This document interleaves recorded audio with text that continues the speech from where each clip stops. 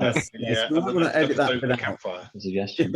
You might want to Alkesh edit who? that. Oh, it's recording, isn't it? Alkesh Exactly. How is everybody plotting? How do we do plotting? Yes.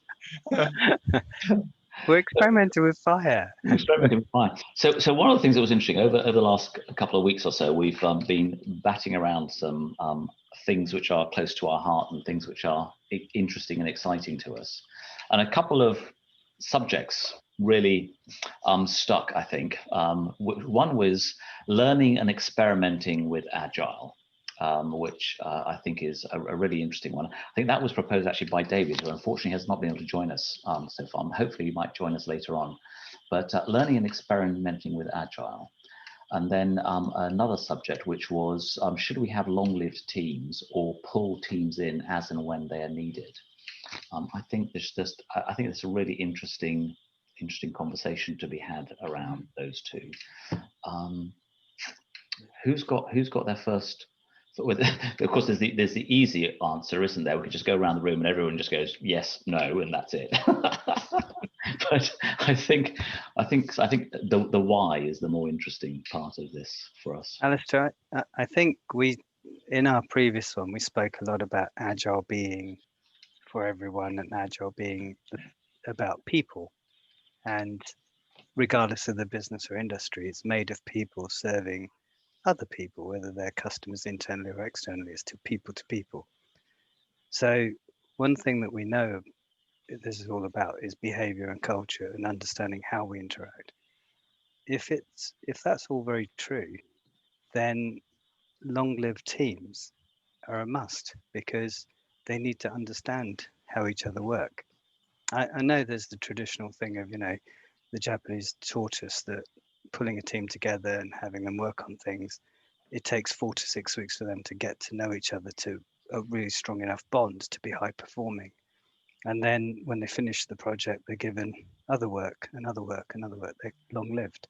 Whereas in the West, certainly around the same sort of Deming time, they found that they pulled teams together to do a project. Once the project was done, they then disbanded it, pulled another team together. And their excuse was that they were bringing in expertise for the particular piece of work. So it doesn't make sense to have a long-lived team. But this behavior thing that we've just spoken about goes out the window then. If you really want high performance and trust and understanding within the team to be able to lift that quality barrier, experiment, do all the other things that we're going to talk about today, then you absolutely have to allow time for those people to be people. So therefore, long-lived teams every time.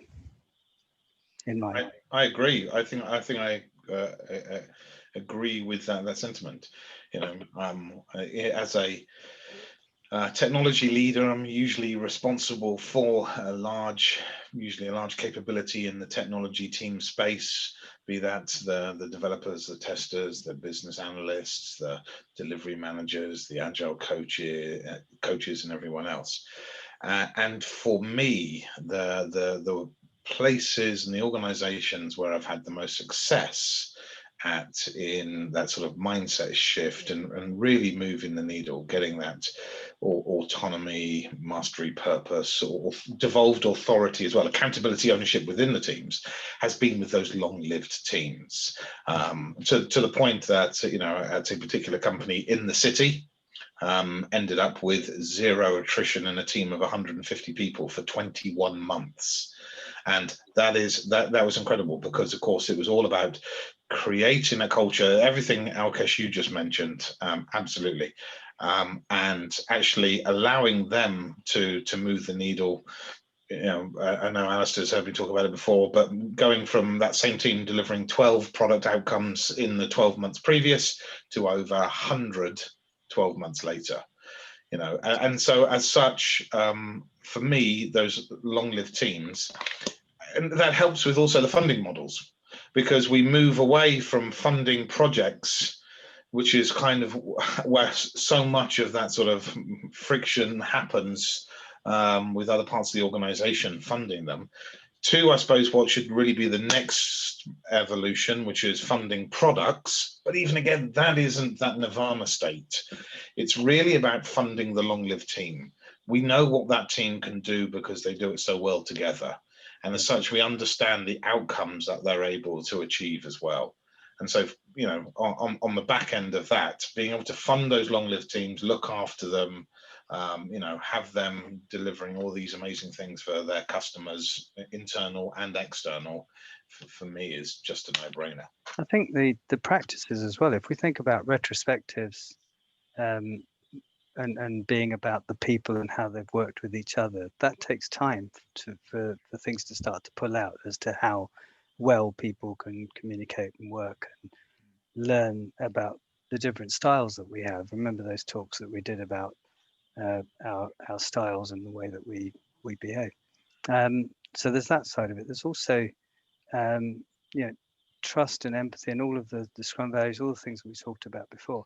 They take time to generate. You know, people say that they trust each other. Of course they do. But do they really?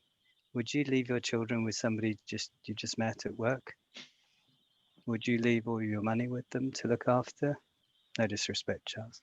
Do you know what I mean? Though? There's a question around those values, and those values to be lived have to take time to come out because we are all unique and different, and it takes time. No, exactly. I think one of the well, you know, I think that you find situations where there's not a skill in a team, perhaps, I don't know, whatever, say, for example, we need some front end skills and there isn't any front end skills in the team. And one of the things I like to do is to, rather than just bring in a front end developer and they do their bit and then they leave, actually bring in the front end developer to train up and work with somebody else in the team so that the team becomes like a traveling kind of resource, and then they kind of go back to where they go. And I think that you're right, it's actually having a product mentality and not a project mentality, isn't it? In terms of this is an ongoing innovation, you know, the market, the competition are going to continue to evolve. And it may well be that this team doesn't continue to work on something because it's not an investment, a return on investment to do so, and then it goes into another team. But as a team, as a group of people, that's a very valuable asset. I think once you've got that harmony, it's something you can go out and buy. I think that's right. Stephen, you've got a thought. I was going to come in on the other side, just for interest of conversation. Yeah. Well, I say for interest of conversation, but also just a couple of thoughts. If I understand the point you're making about the culture of a team and the individual comfort and relationships of the team, but I'd suggest there are a couple of risks associated with that. One might be that team becomes a little bit siloed, i.e. them and us, the organization and us. You're giving a group of people a very clear internal identity to themselves, and you're encouraging that by what you're just talking about there. So that may be okay, but if there's an it depends consulting answer here, if you want them to have an identity with the organization such that they can move around, we're in a bit of a difficult situation. Also, to pick up on the point about that you just made, Rachelle, the word that stuck in my mind or was thinking about was something either to do with the homogenous nature of a team that just sticks together, but the lack of diversity in that team over time. So there's something incredibly powerful in having some disruption in a team from time to time, whether that be an external consultant or otherwise that comes in and kind of rattles things, or just by moving people around in the team. The third point, so there are a couple of things to watch for, I suppose, in those. The third thing I was just thinking about is whether or not we always have the luxury to do so. I've been in many situations where I'm delivering projects and I haven't hired all the people that I need yet, or we've changed direction because we've needed to pivot to a different product or a different service, a different solution. So we're sandwiching teams and all the rest of it around. So I don't think there's a definite yes and no answer for me in this. I get 100% what you're saying. You know, a team that works together and can trust each other and build some real solid bonds, that's really positive. And a team that understands its own capability, that's great. But if the work shifts dramatically, they have to be able to spin up on something else and reteam. If you've a book recommendation, first one or first note, there's a fellow Agile community coach and otherwise, Heidi Helfand, if you haven't seen her speak or talked to her, but she wrote a book a little while ago dynamic reteaming, which was all about kind of her experiences of the opposite end, where there was no such thing as a stable team, but rather a complete, almost marketplace of people moving around. So that's a kind of guidebook for how you cope with those situations. Lots of different patterns for spinning up teams quickly and so on. Definitely worth it as a plug. If you're in the situation of moving teams around a lot, that's a definite on your shelf. You should have a copy. I hear what you're saying. I think, sorry, Giles. No, I was just going to say, I think they're great points, and I think there is, to your point, Stephen. There's no right or wrong answer. I think at all in any way, shape, or form. For me, the piece that comes out of it is that you've got to be in a learning environment. You've got to be in a learning organization, right? So that you don't end up stayed. And the circumstances I've always been in, they've been very much learning organizations. The other thing is the sort of to answer the sort of the other point about how it becomes siloed, is that you need to be operating with true organizational agility, so that we have that everybody in the organization is aspiring to achieve those OKRs. Everybody knows that the direction and travel of the organization, and my experience is that if everybody is sort of operating with a sort of sense of organizational agility together, those teams don't end up being silos, because they reach out, they diversify, they actually suddenly go and grab someone else to be part of that long-serve team, and then somebody moves off somewhere else. But there's a core sort of stable element, if you like, within it, which allows diversification to happen, allows outreach to other parts of the organization to happen, so you're not sitting in a siloed way. And because you're in that learning organization, you don't end up somehow sort of pigeonholing yourself and just limiting thought and limiting process. I see your point, though. In organizations which are unlearning organizations, which don't have that organizational agility, you could easily suddenly put up big brick walls all the way around the team and cut them off from every other part of the organization, and actually cause some real damage from doing it. In fact, you still have to do that, don't you? You still have to try and keep the diversification. You have to keep them engaged as well, because otherwise you run the risk of groupthink. Yeah. They're just going to fall down a particular kind of way of doing it, and you also get them bored. I mean, if you really live these values and they're fully autonomous and they're creative and innovative and stuff, feed them new work, feed them different things, diverse things that they would have to then, exactly as Giles said, call in the right expertise, call in the help, increase their own knowledge with this knowledge share, exactly as Rachelle's just said, trying to pull this stuff together to keep them engaged and happy. But there's a core that they get to know each other and what their capability is. One of the things all businesses want from the team is predictability. They want to know that this team will deliver what they say they're going to deliver, when they're going to deliver it. And they can only do that once they know how much they know and how they work together. And so just off the back of that, there should be a core level and a predictability level that you can measure. All the rest is then pulled and changed. And the more diversification you can put in, the more interest you can put in there for them to grow their knowledge, the better they'll be happy, and for all of those things. But so I guess it sounds almost like a halfway house between the two. It's not. It's a core long-lived team, because the minute it starts to break, it is a bit of a problem. What I say to people is, people will come and go, because life is like that. People sometimes don't want to leave, but they have to leave because of relocation or children, or anything can happen, right?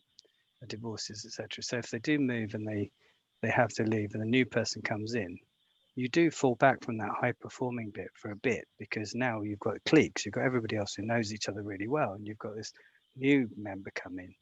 But if you really live all the values that we've been talking about, then the storming phase that you fall back into will be very short, because now you're going back to basic human respect and looking after, and make the new person feel that part of the team very quickly and get back to high performing very quickly.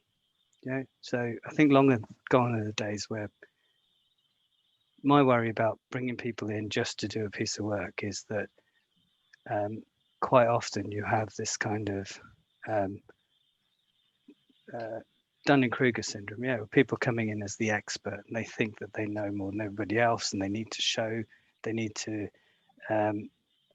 ruffle feathers. Yeah, they need to show that they know what they're talking about, which is why they're there, and everybody else is doing the same thing. And you have this kind of bit of a mess that goes back into storming, and that circle can go round and round and round.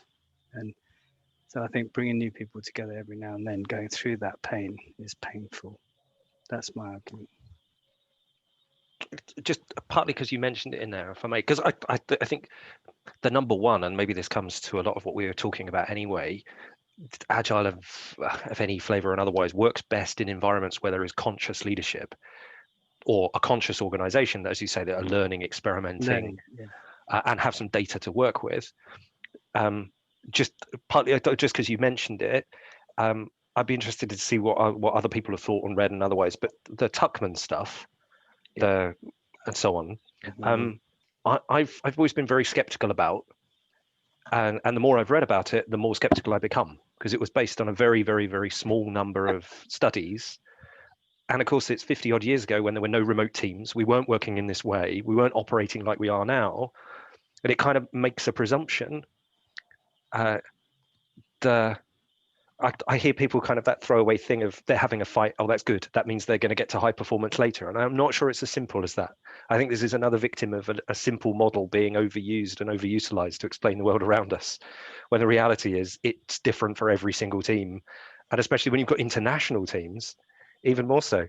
Talking to coaches, exactly. Talking to a team today, which is or talking about a team today, which is a group of German engineers being coached by a Spanish lead. And the culture clash is wonderful. They're all very conscious of the culture clash, but you talk about forming, storming, and otherwise, there isn't a category in that model for completely different cultures and ways of thinking about the world. Stephen, don't get me wrong. I think I've seen both, and I've seen a lot of coaches who have come into an organization and had a few clashes with a few people, a few people who are already there, and they coach different ways or whatever, and it settles over time. I can't help but think the Tuckman thing does actually work. What's happened is that these people have come in with a kind of macho experience of like, I know, or this is my way's the only way type attitude. And it takes a bit of time to get to understand how people communicate, how they are different. They all have the skill sets, but because you've got to learn how they communicate. And once that gets that connection, that's what moves you from that little bit of storming to norming to then performing. And that kind of that little bit, that cyclical bit, I think I've seen over and over and over. But I don't want to belittle that too much because it does work. But it's like you say, is it a model that we're trying to help explain what goes on? But it only goes on like that. Don't confuse that with challenge. Challenge is something else. Challenge is like when people have known each other for a while and they can then challenge each other to push each other. That kind of, that's a different thing. That's actually positive. So you're already at the high performing bit. And one of the bits that keeps you there is avoiding that group think and being unique and finding new things and driving the innovation. That comes from challenging the norm, challenging the status quo. And that's what I love Agile's relentless improvement stuff. It's never good. It's never good enough. Never good enough. And that only happens, when you trust them, when you have a good relationship with somebody to be able to say, no, much like you and I just said, I have a difference of opinion. I've said it as it is. No arguments or anything, but we know each other well enough to have that challenge, and we're feeding to each other to see how it works. Entirely that tension, if there is a tension, but that's the thing that we need. A disagreement doesn't mean disrespect. And it doesn't mean that we can't operate in the same room and so on. And as you say, you need that candor, that honesty, and that thing. I think maybe I'll hand over to Alistair because I'm just going to go over a different ground. We haven't heard from you. What do you think? Sorry. I'm just. I have I not spoken. I've just been fascinated. I feel I've been fully engaged with this. I've been just even taking notes. It's so interesting. I think two things come to mind. One is people need a sense of part of psychological safety, I suppose, and a great talk that you gave, Alkesh, on this is knowing that at the end of the project, you're just not going to be, you've got that sense of longevity. I know that the project can come to an end and I can carry on working here, kind of idea. And I think if you have that sense of certainty or that sense of security, I think you're going to make the right decisions, whoever you are in that team, and you're going to make the best decisions for the team and the organization. And I think it's been really, really interesting hearing, the different weaves and so on.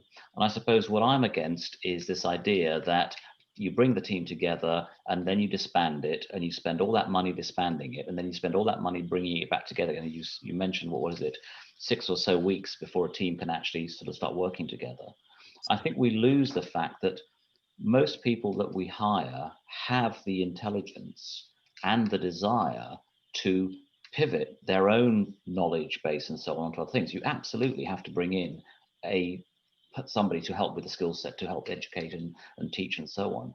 I think, and you talked about bringing in those folks who can train and so forth. And I think, but the team that's there will should be turning and going like, wow, I'm going to learn a new skill here.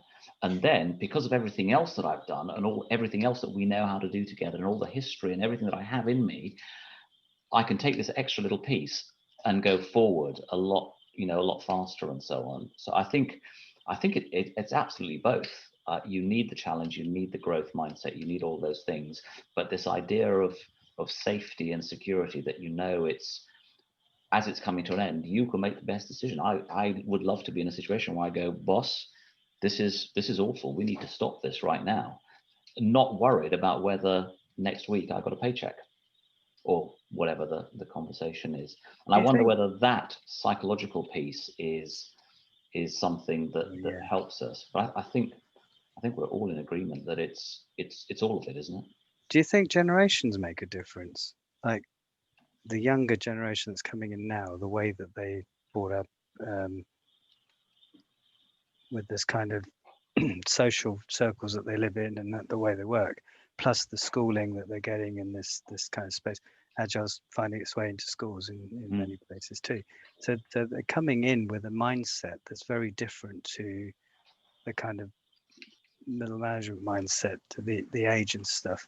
So if you bring those people into our world, are they likely to be productive much quicker because of the way that they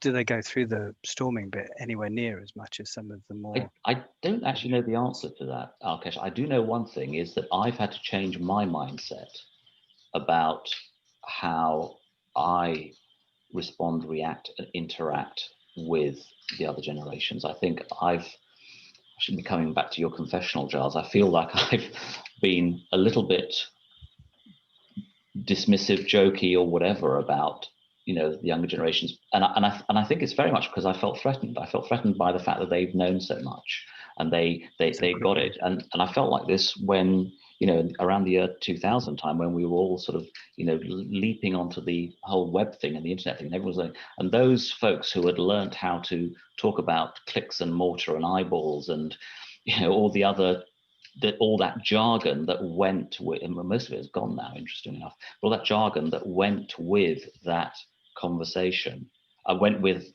that change that happened. I think many of us, me included, sort of felt almost very quickly like dinosaurs, and this was 20 years ago. Wow, how long ago? and so I think we sometimes reacted I sometimes reacted in an appropriate way, and to try and protect and defend my own position. I think what we are realizing, those of us in our generation, is that actually we're okay. We get this. We can do things, and there are things that we can do that they can't, and vice versa. And we just need to be the ones who help those teams gel. But I don't know the answer specifically to your question as to whether they do it quicker. I would be interested to know what the other. I was just thinking, from Stephen's point, that if we had a bank of people who were that way minded, then pulling them together and doing a job and pulling, I wonder if that would possibly work. But I mean, maybe I'm looking at it too traditionalist. Sorry, Rachelle. No, I don't think you are necessarily. Oh. The thing is, I think, and I'm speaking for myself here, as one of the ones with the grey hair. Yeah, thanks, mate. I think we've changed. We're not our parents, okay? And I certainly know that our parents' generation were probably more authoritarian, probably harder on discipline than possibly, you know, our generation as parents, and especially with obviously social mobility as well. That's come from the new world with all the things that Alistair was just talking about. I also think that when we started our careers, that we had people, and Alistair, you mentioned this obviously at the confessional, we had people who we aspired to copy, who were very much command and control, bureaucracy, micromanagement in the organizations, because they didn't know any better. There wasn't anything else. It was only micromanagement, bureaucracy, and command and control. And we all ended up in those first roles as a manager. And as you know, I've said it at meetups many times. I was a dreadful manager to begin with, because I only copied what I knew, and that's all that had been learnt in an organization, was to aspire to copy the person who's the most senior, or your boss, or whatever. And if he goes around waving a big stick to beat people around the head, of course you go and grab the stick as soon as you get promoted and go and do exactly the same. And so I think that with a mixture of the fact that we want to change, we know we need to change. All right, we're the ones that are evolving all of this, and we don't want those to be the norms in the future. I think we change it with children, with people we now work with as well. And I genuinely hope that in however many years' time, these are just normal ways of working. Alistair, to the point at the CTO Craft event you mentioned on Friday, the fact that we just don't want the word necessarily agile anywhere sort of in the vernacular, in the conversation, in the same way we don't talk about, the internet anymore, or, mobile telephony. They're just de facto things of life. We just don't want to talk about bureaucracy and command and control and micromanagement and all of those other crazy things. And I think possibly the next generation are going to have it easier, possibly, but I think they're going to adapt to it better, and obviously hopefully have more successful outcomes than we've possibly had, just because of the sort of social impacts of the way of life today and what they're growing up with, etc., etc. They got it. It's tough, absolutely, but I think if they take the same mindset they're having now that we're sharing with them into the workplace, as well as those old dinosaurs suddenly start leaving organizations and are no longer the ones leading them, I think there'll be a kind of even sort of social mobility change within organizations. 100%. And the environment that's changing around them, COVID and you name it. I mean, Deloitte's are closing 4 offices in London, I saw last week. The Inland Revenue's come up with a scheme for people claiming tax credits for working, or tax benefit for working from home. So this is the new norm. Yep. So we're going through change. Imagine the younger generation. I mean, Rachelle, your son, how old is he again? I've got a son that's 21, one that's 16, and one that's 18. How do you see them compared to how you were? Yeah, it's really good. I was a really good question, because I would walk into my son's room and it'd be like, he'd sort of hold on, and it would be like, yes, and he'd have like his phone going, he'd have his PC going, he'd be tapping away on us, he's touch typing on the keyboard and doing those kind of things and holding all the stuff going. And it's sort of like, I suppose, in a way, and it's just natural, like you say, to your point. I mean, it's a little bit like, I always try to use the analogy like what a fridge might have been to a refrigerator might have been to our great grandparents or grandparents. It's wow, it keeps it cold. And I remember when I was like getting into technology, and I was working with VMS engineers at DEC, and learning about this thing called clustering and so on, and how you could actually have an application spread across all these different distributed systems. And it was like, wow, or messaging, for example. And now just people at messaging. I mean, say 20 years ago, Alistair, I mean, I think things like the common object request broker, you know, and I was playing around with something and you type something there and it pings up there. Wow. And then today you look at the messaging, the technology, the caching, the speed, the richness of it all. And it's just all, you know, it's just taken for granted. And nobody stops to think, how does this all work? Isn't it amazing? But very few people think like that. It's just, that's the foundation, the base level they're at. And I completely agree. And it is my hope that we get that kind of leadership that, you know, it was funny. I had an interview question, and the guy said, "Well, where would you see Agile in the future?"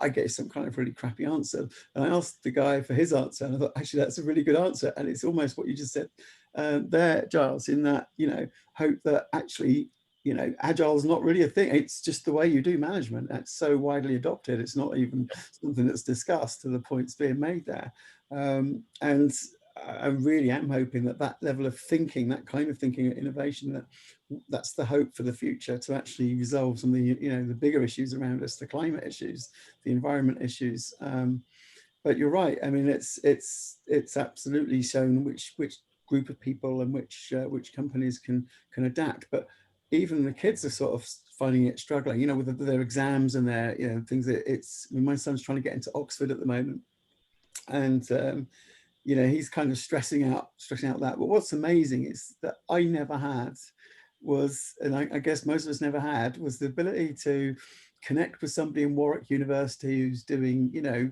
the calculus or the physics levels that he's doing, and actually help them out. I mean, I was terrified that my son was going to start asking me complex questions about gravity or calculus or something, and I'm like, well, no questions then, son. I was like, no, I hooked up with this guy in Warwick, you know, who's kind of doing it itself, and but he's still sending me YouTube videos on calculus. So, but it is actually that mentality, and so, you know, it's no big deal. I mean, things that, you know, if we went back 100 years with the devices and things that we'd be, you know, witches and magicians and scare the hell out of people. It's just no big deal. They're just simply tools, and they're going to kind of extend that. I feel absolutely 100% what you were both saying there, for sure.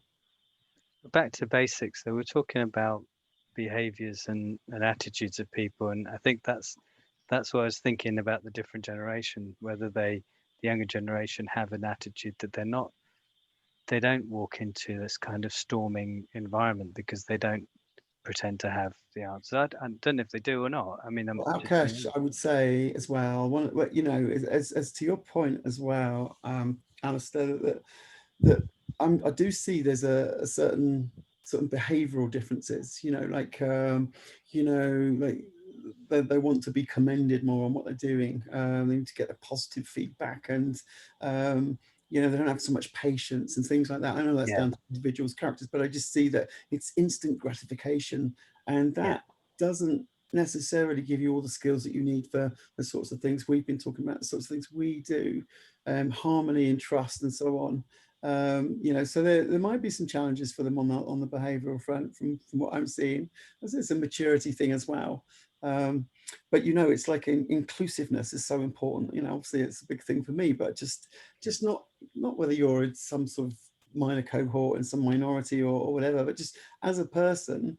You know, you were talking about this, Alkesh, the other week, and as a person, including people into that, you know, to actually have the awareness that they're not, you know, like somebody hasn't spoken for a while on our little group here, we make sure we get them invited. So I think some of those skills will be, you know, they're a little bit too entitled sometimes in a way, because of this instant gratification. So I think there might be some challenges there for them. We live in an ultra fast world, and I'm part of that world too. I mean, even if I'm buying something now, I keep, unless Amazon Prime have got it, I'm not too interested. And Prime same day even, you know, did I really need that, you know? But you know what, you get the book or whatever it is, I gotta have it got to have it now. Right. Yeah, and then it sits there because something else has come up, and then about a week later exactly. Or am I the only one that's done that? Have I just done a confession? No. Stephen, but you know had what I mean? Sorry, Alkesh. I'm just saying the expectation that we have in this live fast world that we're in, everything from fast food to fast delivery. Even Argos was advertising, I saw recently, 1 hour deliveries in the area in London. I mean, you really need it that quickly? But the fact that we're programmed to having this kind of instant when we need it, even down to TV, everything's streamed. You don't, very few people, some really good stuff on BBC I've found lately, surprisingly, sound really old now, but I'm a Netflix person and everything's streamed because it's on demand. And that on demand world that we live in now, you're right, Rachelle. I think the younger generation have this impulse nature now that has to happen now and has to be commended now. And back to this point we started with, which was pulling teams together. Should they be long lived? Should they get to know each other? Would they actually even entertain that? They probably won't stay long enough. Right, done that, gone. Do you know what I mean? Yeah, I do. I do. It's interesting because I thought, well, that's clearly the way to go. And Stephen was given his points of view as well. And you sort of do then think, well, is there a hybrid there where everybody's got kind of the right culture, and eventually, you know, depending on the size of the organization, everyone will kind of, you know, could circulate a little bit in terms of forming a team in this particular way. But I do think that you're absolutely right in terms of the inefficiencies. Could work both ways as well when you get sort of a toxic element to a team that's sort of having the inverse effect. Maybe they need to be shipped out occasionally. Yeah. I'm wondering whether actually, obviously, you know, we've all heard all the arguments and they go on. And I think maybe that segues us nicely in the next 15 minutes or so to the point about experimenting. What was our topic there? It was learning and experimenting with Agile. And I think that there's an element of, I think we need to. I love Simon Sinek's a YouTube video on this where he talks about millennials in particular, and he talks about how we need to change ourselves in order to work with them. But I wonder whether that comes into this whole learning and experimenting, and we as older folk, being around the block a few times, can Speak for yourself, Alistair. Can also got the grey hairs, can help people with patience and with those things. I remember that actually. That Simon Sinek thing. Was it the one where as well, in a sense, we're somewhat responsible because, you know, I have to say, you know, I don't know whether we do this, whether everybody does, but psychologically, if you've been sort of brought up and maybe slightly neglected or didn't get the attention, then when you have your kids, you know, maybe there's a chance you'll maybe slightly overcompensate. And certainly with my kids, I mean. So I was telling my wife, let's let them find themselves. But, you know, there'd be a lot of fussing and, you know, they're independent. She'd be there doing this and that for them. And so that when they actually, you know, whether they can actually boil an egg now, I'm not sure. But in terms of you want to give that, you've got to let people kind of, you know, fall over and make their mistakes. But whether they're confident to that Simon Sinek talk you were talking about in terms of their expectations and their confidence around that too, is, you know, there's going to maybe just a whole new different set of challenges that all those people, the youngsters, are going to come across because they're going to have to, you know, life is hard. It's a reality check. I think there's too much virtual stuff going on. I mean, my autistic son is 19. It's like life is hard. He's suddenly realizing that the real life out there is quite difficult. So I do think there would be some challenges to your point. But it is a good segue into experimenting, isn't it? As with Agile, as to, you know, certainly delivery teams like that, as to whether that's something that you could do on a certain scale. But it depends on the size of the company, really, and the opportunities to do that, I expect. You all played the marshmallow game. You must have done. Yeah. I know of it. Yeah, it's great fun. Giles, can you remember different roles. People they change the roles. I know of it, but I don't remember it.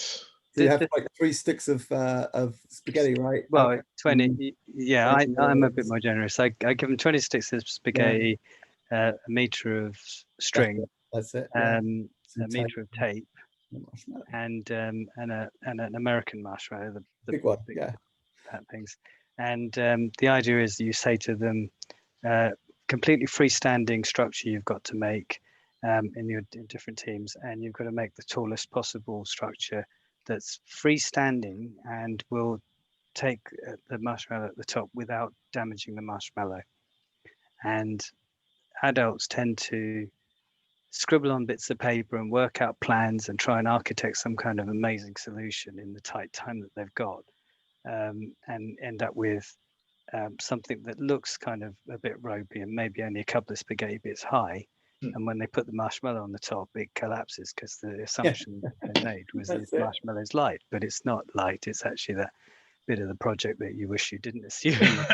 And then children, though, kindergarten children, they've successfully made like 4-foot towers out of this stuff very, very quickly. The reason being that they don't draw and design and all of that. What they do is they prototype on the fly. They realize very quickly the marshmallow is actually quite heavy. Spaghetti is pretty rubbish on its own. It needs taping together. It needs some strengthening. And through experimenting, they end up with a structure because they prototype. Fast feedback. That didn't work. This is too slow. This falls over. Respond to that feedback really, really, really quickly to end up with a structure. In the same time, they end up with huge structures. It's did not know that. Time because it's because they prototype. And we try and get that. The reason for doing that exercise with adults is to get them to learn to go back to that experimental mindset. Right. Yeah. I think executives are the worst performing. Oh my God! Yes, they cheat. Executives cheat. They like use a they table. Stick it to the table. Yeah. No, but it's that fear of there's. I not to go back to safety, but there's a remark in there about it's okay for kids to fail. It's okay to experiment. If you get something wrong, you get it wrong. If you haven't ever watched any of, or Ken Robinson unfortunately died recently, but Sir Ken Robinson, who spoke greatly on education and the needs for reform in education, and unfortunately didn't really manage to get as far as he wanted to. Our education systems drum that out of our kids. Yes. Because you have to be right. You have to be right. You have to be right. You can't experiment. You can't experiment. A kind of entrepreneur, in inverted commas, friend of mine was enjoyed the idea that if a kid at school, when they've got this complicated bit of maths homework, connects with the kid that's really good at maths, gets them to do their homework, trades something, then that's a wonderful entrepreneurial behavior. Yeah. That's the business leader of the future. But of course, they'll get shot down and detention for doing that. You can't do that. Our education system, it hasn't changed for years and years and years. We might say, whether or not you believe Simon Sinek's assessment of everything millennial, I don't know. I'm a skeptic on most things, excuse me. But just because are all millennials the same? No, of course they're not. It's just the idea that anybody under the age of 20 knows how to use a computer. Absolutely not. There are lots of total technical Philistines, let's say, in our young generation as well. They've got no idea whatsoever. A lot of this comes back to an individual, I think, and how an individual has had an opportunity to develop, the kind of opportunities they've had at school, the kind of teachers that they've had, the kind of home life that they've had, the kind of environment that they get into. It affects it greatly. And I suppose that's the thing I'm getting. I found the students that I've ever hired into organizations to work with me, and the last time I did this was probably 3 years ago, so relatively recently. I found a terrible diversity in the quality of people we got. So employing software engineers, for example, it's almost like the Agile or the thing of I've passed the Scrum exam, therefore I understand Agile. Yeah. The students that had some depth and some lateral thinking and so on were just probably the same as our generation. And probably the same as the generation before. I don't, it's that famous thing of performance, or people, our organizations push people's performance into a bell curve and say we're there. But we know that human performance isn't a bell curve. It's an exponential distribution. It's conveniently, I've got my thing going. I can't see it, but that's a power law. If you can imagine a power law graph. Send it to me afterwards and I'll put that up there. I'll send it afterwards. Send me a snap. If you imagine that there's it's rather than that shape, you've got that shape, an exponential graph, where the highest performers, there are fewer of those, and it's not a nice big fat kind of normal distribution. It doesn't work in that way. They're trying to normalize something, aren't they? And it's not ever. We're trying to fit people into a box for a reason, and unfortunately, we miss that sometimes and believe that we can train people up the curve very readily and that sort of thing, and it doesn't necessarily always work. There is the resources or the what we have to work with to begin with that joins our organization varies dramatically no matter what generation we're talking about. 100% agree. I think, yeah, pedagogy in schools it does need to change, absolutely, and I think we'll find this guy's work. I think what we tend to do is we have schools almost like a memory test. It is, Junior isn't it? It's school. like the certification thing, right? It's just exactly like that for It is. Scrum. It's like the teach to test, teach to test, not teach to learn. And, I completely see that.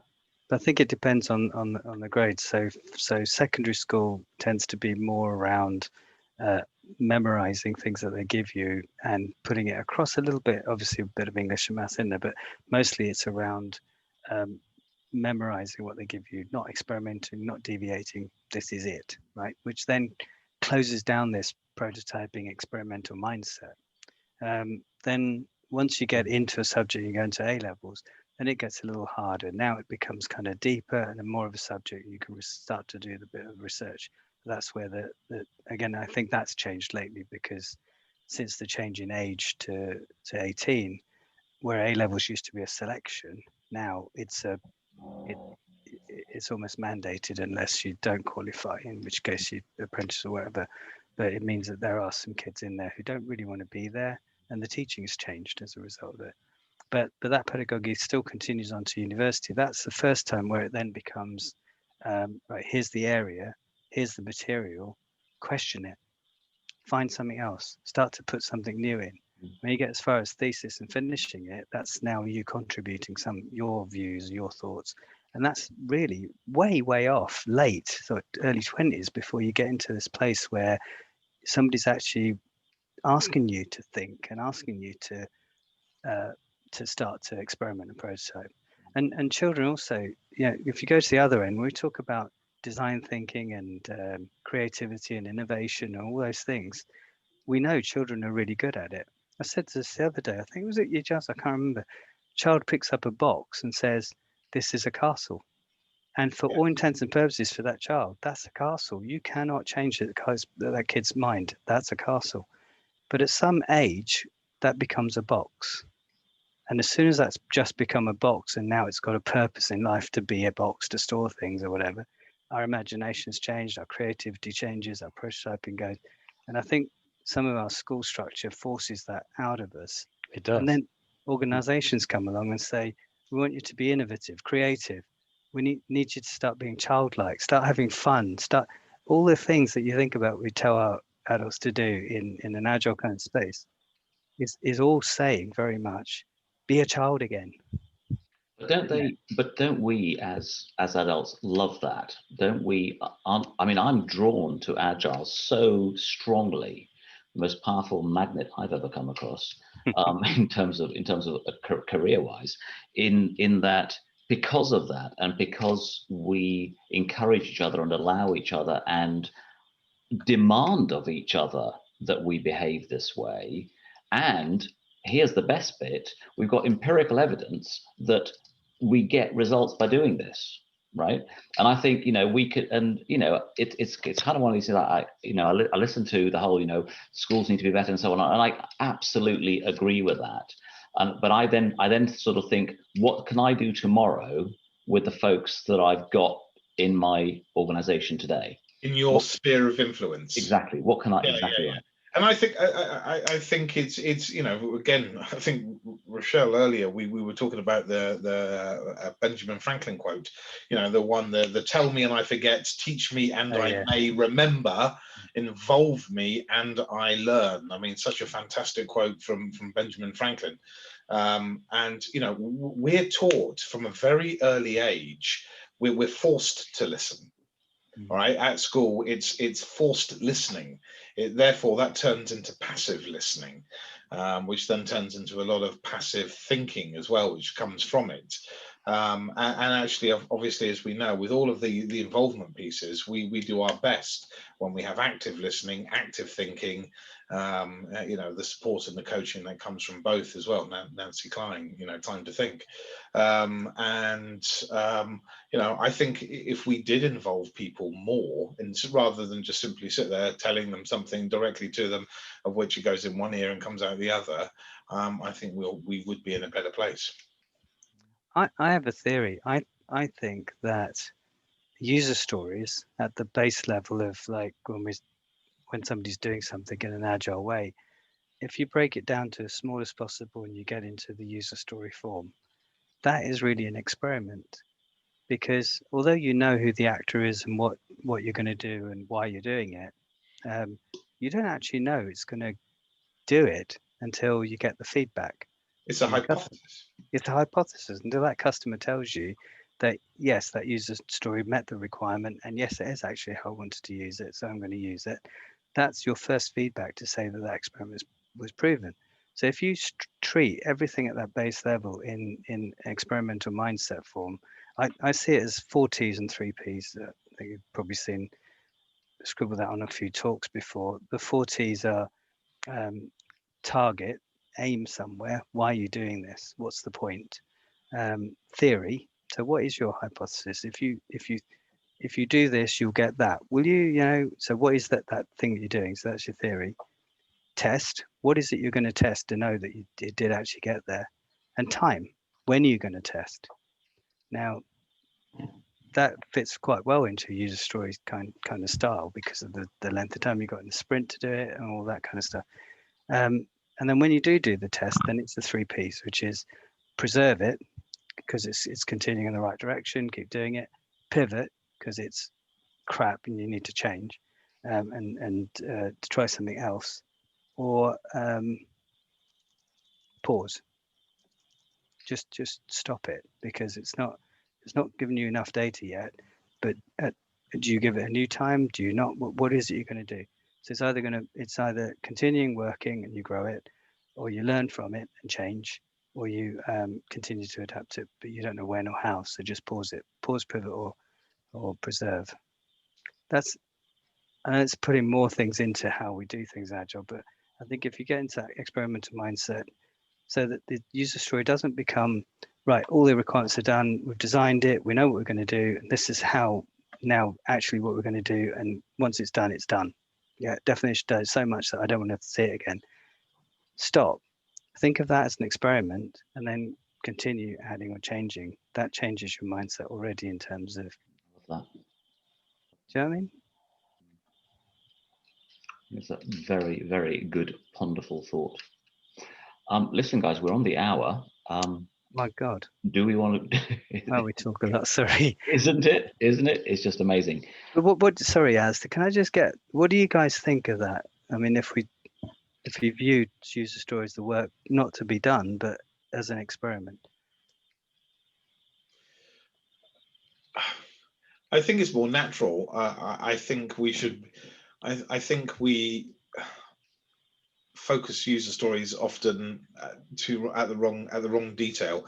I think we somehow, they're kind of sometimes very directive. The user stories, they're very, I don't know what the word is. It's not command and control, but I actually think that you get a lot better creativity with certain user stories where you are, you're not trying to bullet point every minutiae of details somehow, give them a when, then, whatever. I don't know. I just feel like if individuals and teams can somehow come up with the solutions and answers themselves, they'll be better than potentially the fact of actually having a lot of the answers somehow hidden in comments and elements of the user story as well. And I've seen this, my God, we've all used Jira for years, and the number of user stories we've all been part of. One of the things I used to do in a previous organization was kindly ask, shall I say, I'm not going to say stop, but kindly ask the product team to stop solutionizing with all their extra comments and things above and beyond the actual user story and the acceptance criteria and everything else, because basically they would do all the sort of the standard stuff and then just add in all the directional stuff further down in the Jira ticket. And all of a sudden that just didn't leave anyone any sort of scope for actually, groupthink or whatever else to design the best outcome, because it kind of some ways it's forced upon them from those extra hidden notes and commands that are put into those user stories. And I used to say, literally have conversations for weeks. Stop solutionizing in your user stories. You've got to stop doing it. Yeah. Do you find as well, guys? I mean, I suppose, how is this relevant to the subject? I suppose in terms of organizations maybe should be encouraged to experiment towards, getting back to basics, really. I see we've got fake product owners, or we've got business analysts, and the actual people, the team often don't get to sit with the actual user in a lot of cases. It's like, which is, that was the whole point. We want to reduce that and actually connect the team doing the work with the actual user. And I don't see that very often happening in terms of, encourage product owners to arrange so that the team members can actually feel Absolutely. what they're getting and actually talk to the customer, instead of it gets watered down, or little interpretations or solutionizing, as you're saying, Giles, by the time it ends up the person doing the work. If they build just to the specifications that are given, so it does exactly what it says on the tin, doesn't mean people are going to use it. How many times has that happened? They need to stop to understand what the pain points are they're trying to overcome. What is the real solution? Funny, because when I was being introduced to Agile originally, I always remember the phrase, which was, a user story is a promise to have a conversation. And that still rings with me today. And as I'm working with teams, some really well established teams, and some people are still learning how to do it. I'm sort of trying to say that the reason why we've got a user story here is because we need to actually have a conversation. We can't just, as you said, instruct each other through the user story. But I absolutely love this idea of yours of it's a hypothesis until the user confirms it, because I'm constantly looking for ways to influence the seniors to not stuff user stories into the product backlog in the way that you guys have been describing. And I'm going to be taking that away and using it tomorrow to help enlighten and illuminate. A work in progress, isn't it? Until it's used, until the user get the feedback. It's still a work in progress. Not really done until the user has actually said, yes, that's that, and using it and getting benefit from it, as you say. What do you think, Stephen? So certainly agree about it being a hypothesis, no doubt at all. Because you're right, until you've actually got code written or solution delivered is not value delivered. That's just some work that we've done. We've burned some hours. Well done. Yeah. But until a stakeholder actually smiles and says, "What's what?" It's a shame in a way David isn't here, because I'm sure he would talk a little bit about some of this too. We touched a bit when the last time he and I spoke a little, and not to quote him particularly, but this is one of the challenges we often find with Scrum, is that at the end of a sprint, all of the focus is on what's in the next sprint, rather than hang on a minute, did we actually do something useful for someone? Because that's really what we're all here for, isn't it? Yeah. Whatever label you put on it, it's all about creating stakeholder value in the end. I agree. Yeah. Any opportunity that we've got to clarify that the thing we're doing is useful. I think the thing that's spinning around, and I appreciate that we're talking about learning and experimenting with Agile, but just that kind of moment, or I kind of have to just call it out, that not everything we do in our organization needs experimentation and learning. So there's an unspoken assumption in our conversation that we've got teams that are in a creative space, working with complex environments, users that don't necessarily know where they're, blah, blah, blah, blah. Yeah. But within our organization, that's not the only type of work we have. We have many other types of work in our organization that if you try and experiment, you're going to waste money, time, and energy. No, that's a really good on point. trying to achieve. You might experiment, maybe, okay, there might be experiment in terms of innovation and creativity, but there also might be perhaps experimentation in terms of efficiency, in terms of the way that you're Very doing true. Yeah. But it's uncommon, at least, to see those on a user story or as considered as part of. We were talking about user stories here for a start, rather than stakeholder stories. Yeah. And kind of coming back from this and saying, actually, we want to make ourselves more efficient and effective. And totally, you're right. That idea of a learning organization that has the chance to, I suppose that's the thing. If at the end of a sprint, you've done, some stakeholder somewhere has got some value, whether that be an internal stakeholder or an external one, you should be able to hold your head up high. Yeah. I think as a Get team, the you actual need stakeholder to demo it, or the user to demo it, is a very compelling thing as well, because you've got them involved, that they're normally singing its praises, and that's a really good indication that what you've delivered. In my You're totally right about continuous improvement there, Michelle. Or say continuous improvement, but the idea that we should be considering our performance and not be static all the time. Agreed, totally. Yeah. In my Scrum Master days, I remember we had a very similar problem to that, Stephen, where people just weren't celebrating. They were already into the plan. They already knew what the next thing was. And we injected a bit of fun. What they used to do is you just have poker chips. And when they did estimation, if a story finished, then the value of the story points as poker chips went into this bowl. And at the end, they counted how many chips they had. It was a little, just a way of adjusting whatever's happening with the velocity. But the idea was that the more chips they got, it became a game, sort of gamified it. But what it also gave us was a chance to celebrate the success. So that's finished. The product owners just reviewed it or demoed it. We've got some great feedback and things. We've got a reason to celebrate. And first part of the retro, just before it starts the retro, we would then celebrate the fact that we got these chips. And in fact, it would have continued, I guess, into some sort of little bit of a casino type of bit of fun using the chips that we've just made. So the idea being that you're gamifying a reason for them to stop and celebrate, properly celebrate, having finished something. That's a good idea. I like that. Gang, I'm going to have to. Sorry. Yep. So this has been, again, awesome. Just the time has absolutely just flown by, and I know that we could carry on nattering forever. But the good news is we can keep doing this until eventually we find that we have covered the things that we want to cover. But this has been amazing. Thank you. Alkesh's fire is still glowing and burning well. It is. I'll get it moving soon.